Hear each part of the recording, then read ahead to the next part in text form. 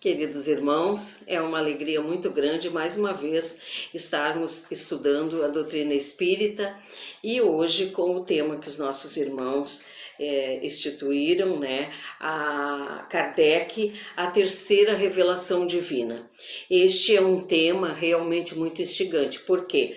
Porque ele nos faz nos reportarmos a terceira revelação. Teve, lógico, a primeira e a segunda. Então, para que nós possamos nos localizar bem, a primeira revelação foi nos trazida através dos 10 mandamentos. Foi uma oportunidade que Deus deu a este grande irmão, né? Nós sabemos que naquela época o povo hebreu estava com grandes dificuldades, então Moisés, um dos mais notáveis irmãos daquela época, nos trouxeram a revelação mosaica. E essa é uma revelação individual. Foi este homem, né, se sobressai o Moisés através da herança que ele nos deixou do Decálogo, ou digamos, dos 10 mandamentos, e nos falando também do Deus único e da fortificação da fé. Isso, meus irmãos, é para que nós possamos ter uma noção da primeira revelação trazida por Moisés. E que se nós seguíssemos esta linha de pensamento, provavelmente nós estaríamos já com uma outra condição espiritual. Porém, desde aquela época, foi necessário que viesse a segunda revelação, justamente porque o homem não compreendeu o seu verdadeiro papel aqui na Terra. O porquê que nós estamos aqui através da oportunidade da vida que o Espírito está animando esta matéria. Então, Jesus, no seu grande esplendor, na sua beleza, no seu amor pelas criaturas, veio e nos trouxe a segunda revelação. A segunda revelação é a revelação cristã. Ela desvendou-nos a vida futura e o Deus de Jesus é todo amor e todo bondade. O Pai é um Pai misericordioso, justo. Ele não é aquele Senhor inclemente que Moisés muitas vezes colocou para nós, e cruel. Todavia, o ensino de Jesus não foi bem compreendido, como ele mesmo nos advertia, quando nos dizia: tenho ainda muito que vos dizer, mas vós não o podeis suportar agora. Por quê? Porque o seu evangelho é o mais perfeito código de conduta moral que se conhece, mas os ensinamentos que deixou estavam muitas vezes velados, principalmente através das parábolas, pois ainda era cedo para o conhecimento, pois o homem ainda não tinha a compreensão espiritual para entender esses ensinamentos do Cristo.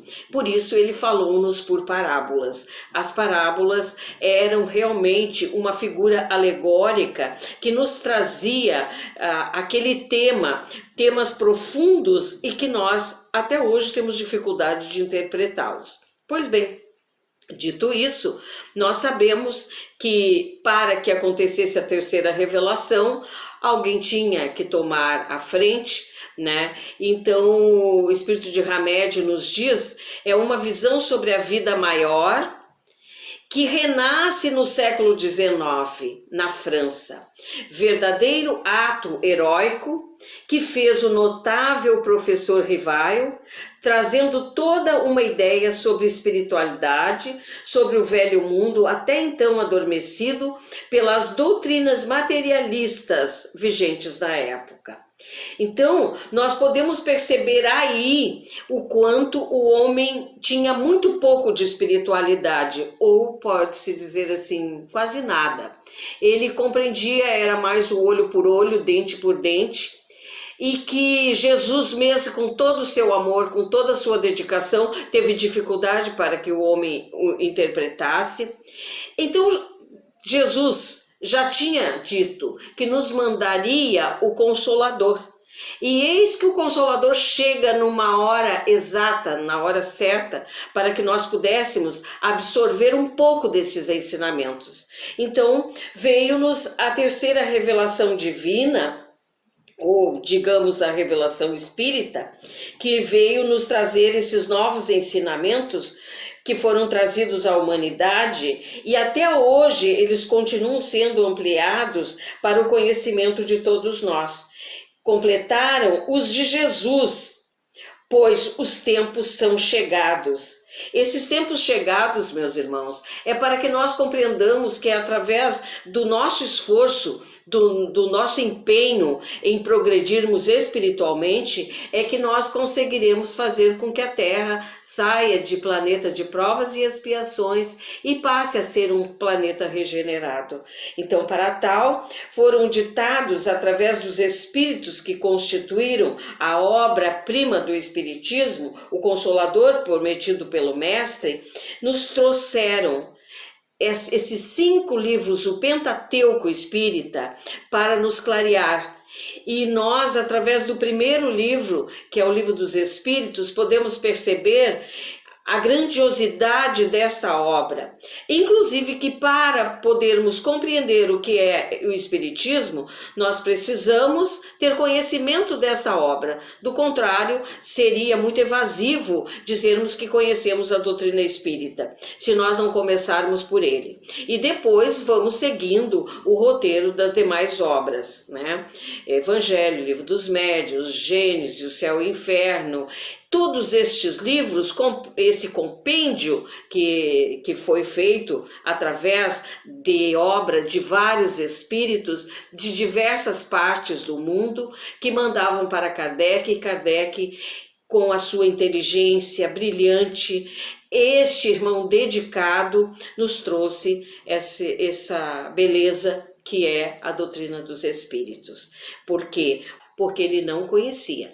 Ele era um religioso que tinha a crença dele, mas não dentro da doutrina dos espíritos. Mas quando ele conheceu, ele nos trouxe este grande legado, e que, através do livro O Evangelho segundo o Espiritismo, no capítulo 1, no tema Não Vim Destruir a Lei, que Jesus também fez essa alusão para nós, porque ele não veio destruir a lei mosaica, ele veio dar prosseguimento. Então, no início, no capítulo 1, quando fala do Espiritismo, nos é dito: o Espiritismo é a ciência nova, que vem revelar aos homens, por meio de provas irrecusáveis, a existência e a natureza do mundo espiritual e as suas relações com o mundo corpóreo. Então, irmãos, aí já foi abrindo um leque. Nós não temos mais só o mundo material, mas nós temos o mundo espiritual. Este mundo espiritual é o que nós vamos depois que desencarnarmos. Ou seja, quando deixarmos o corpo físico, vamos para o mundo espiritual. É claro que no mundo espiritual, assim como nós, quem pode morar num bairro luxuoso, vai para o bairro luxuoso. Quem não pode, vai para o bairro mediano. E aqueles que não podem, vão para um bairro de classe baixa, vamos dizer, de menos condições. E o que nós podemos dizer? Nós espiritualmente somos assim também.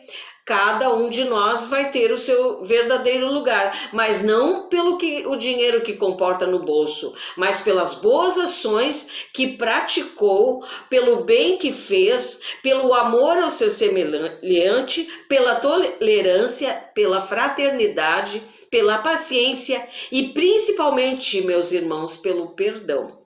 Quando aprendermos a perdoar o nosso irmão, o nosso semelhante, nós estaremos com o nosso coração mais límpido para realmente encararmos um mundo melhor.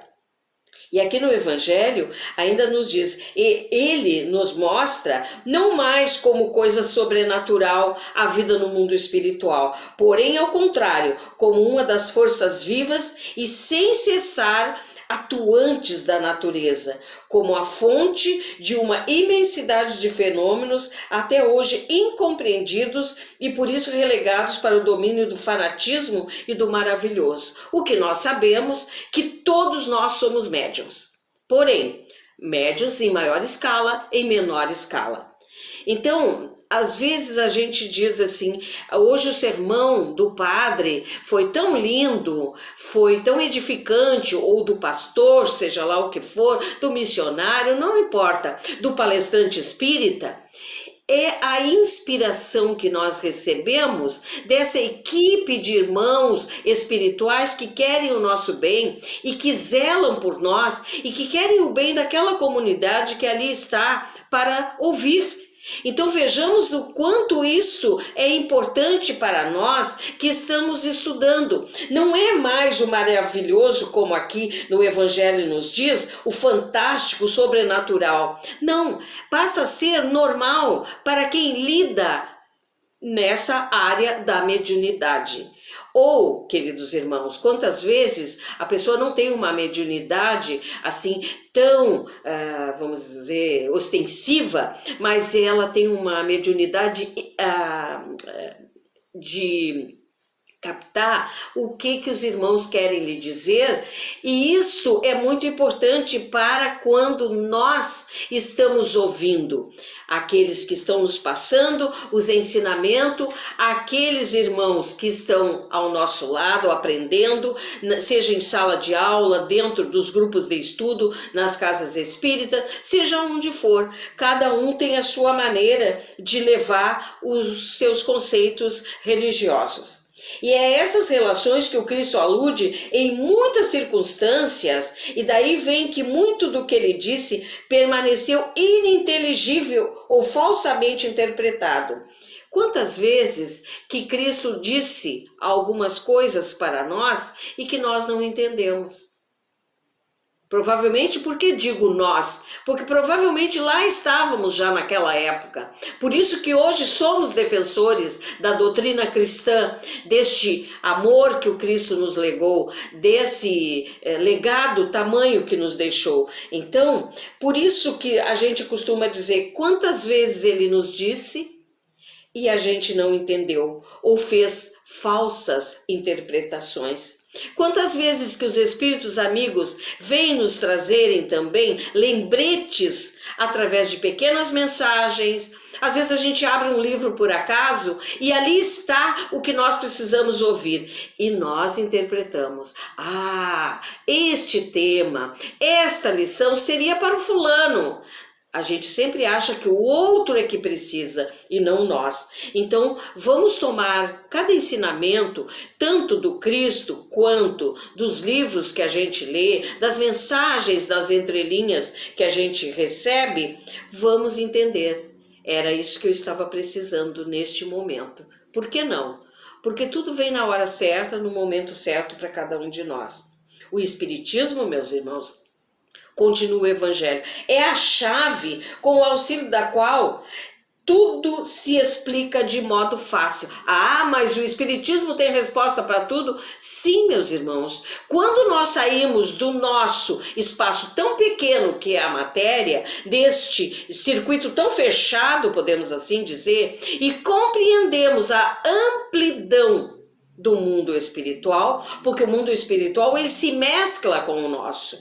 Nós podemos, quando desencarnarmos, estar neste meio, tanto quanto eles estão, os irmãos já desencarnados, estão no nosso meio, sim. E quantas vezes nos orientando, tentando fazer com que a gente erre menos, e a gente ainda se acha que nós não somos errados, que nós somos certos e que a gente sabe tudo. Não, nós não sabemos tudo, não. Nós sabemos uma parte.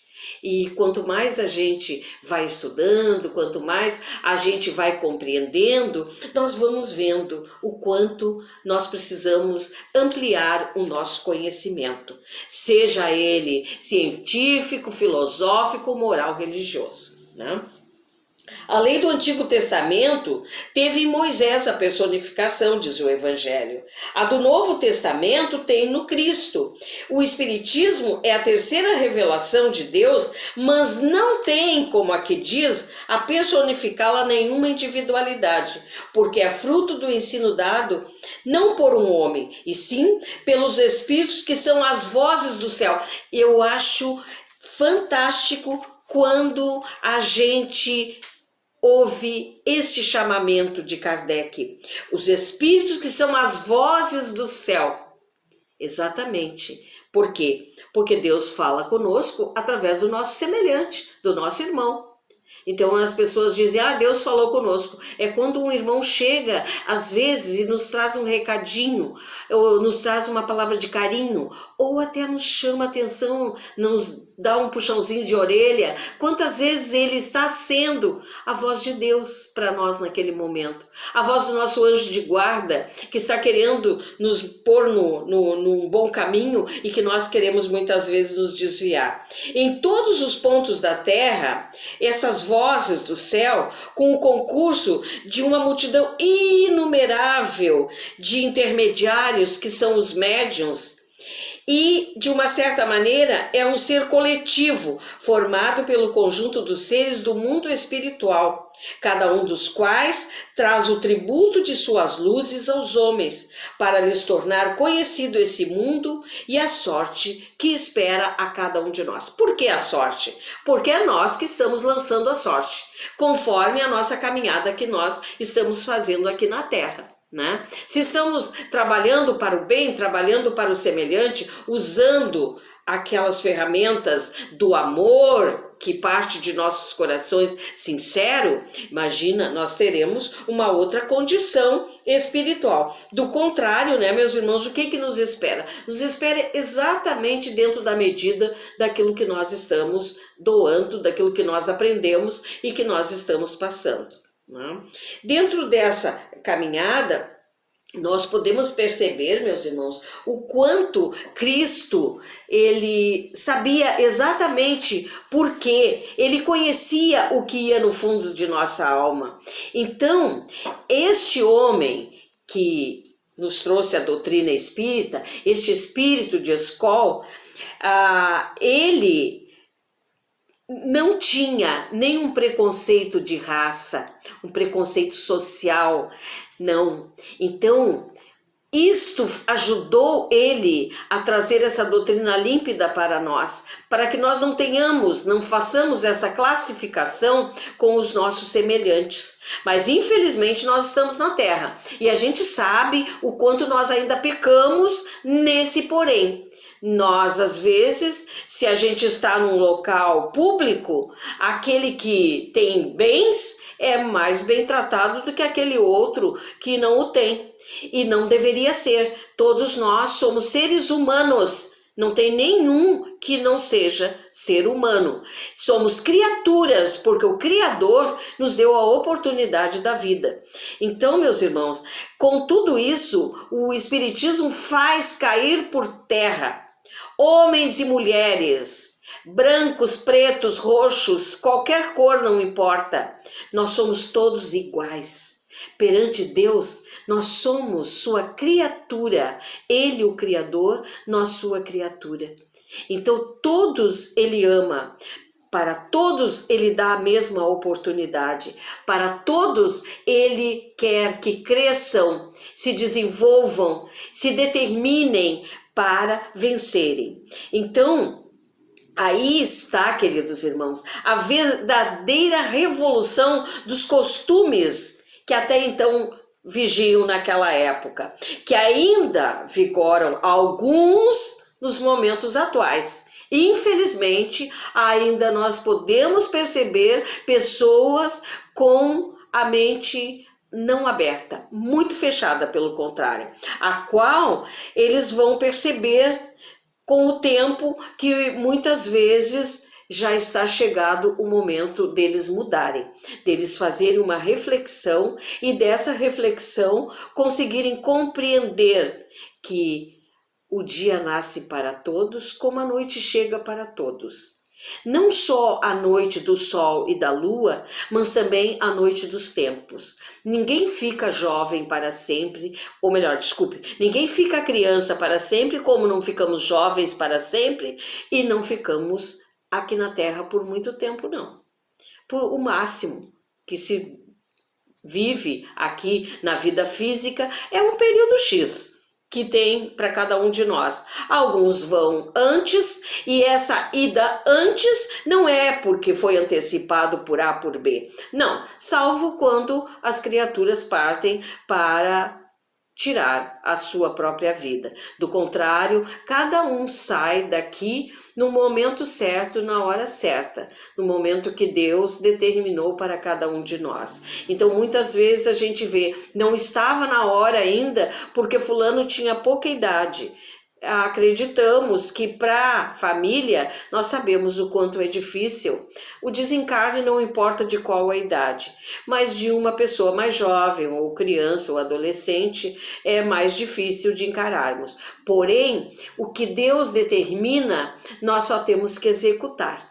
Né, irmãos? E aprender a lidar com aquela situação que nós estamos passando naquele momento. Dar força para as famílias enlutadas, né? Por quê? Porque nós ainda não compreendemos o valor.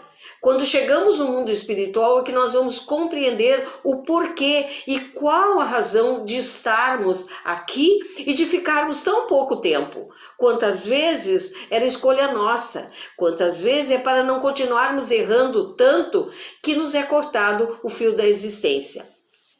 O Espiritismo, meus irmãos, faz renascer, nas almas a compreensão da verdadeira natureza do homem e a percepção de que seu destino é fruto de suas escolhas. Pois bem, se cada um de nós viemos para a perfeição, tanto é que Jesus disse, vós sois luzes.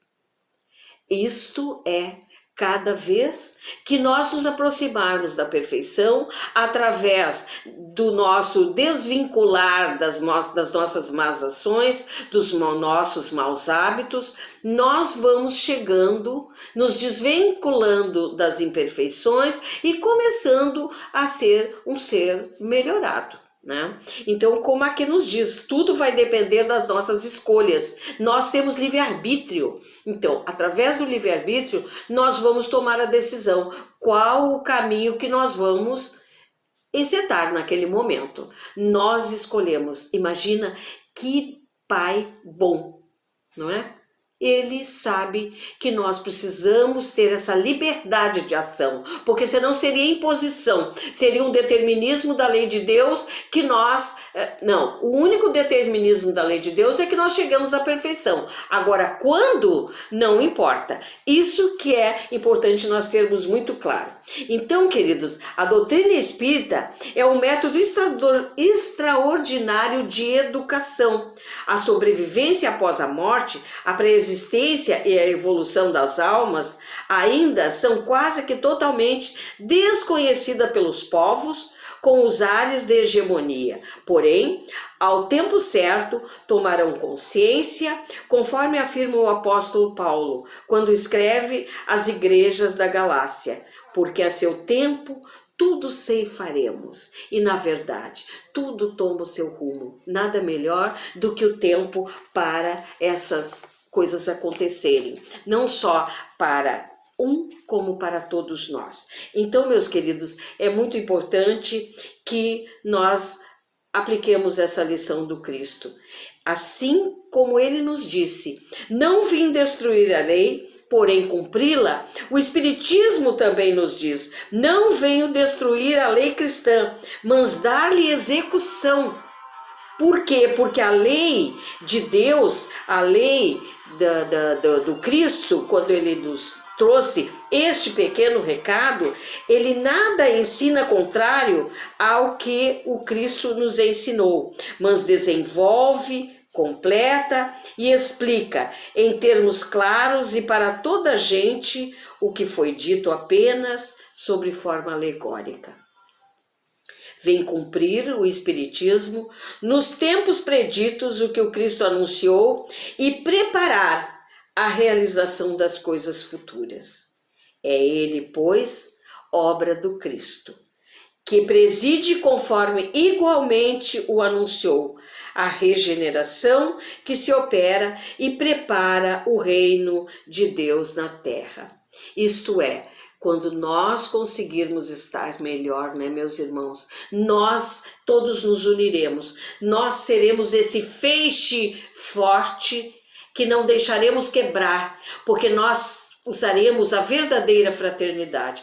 A verdadeira fraternidade é a sinceridade que vai partir de cada coração para fazer a união das almas, a união dos seres, seja no mundo corpóreo, seja no mundo espiritual. Quando nós já partimos daqui com essa visão um pouco mais ampliada, é claro que a nossa situação espiritual será bem melhor. E a doutrina dos espíritos nos mostra a sua beleza, da sua natureza, o seu esplendor, justamente porque coloca o homem, através do grande chamamento do Cristo, ama o teu próximo como a ti mesmo, e faça ele se sentir amado de verdade.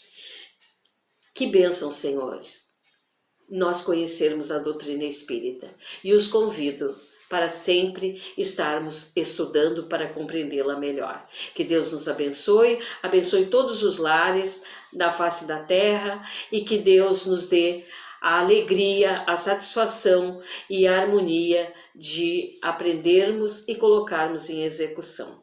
Muito obrigada.